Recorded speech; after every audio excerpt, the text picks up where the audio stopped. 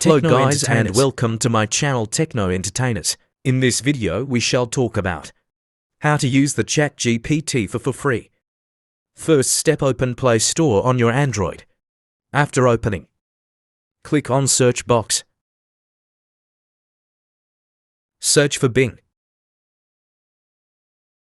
Now install it. As you can see, already installed this on my Android. Now open it. After opening, first sign in with your Microsoft account. I already has signed in with my Microsoft account.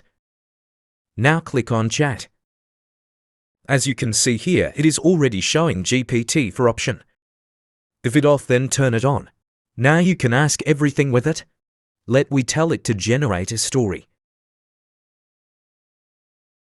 As you can see, it is writing a story for us. So this is the Bing AI, which is completely free. I hope you like this video.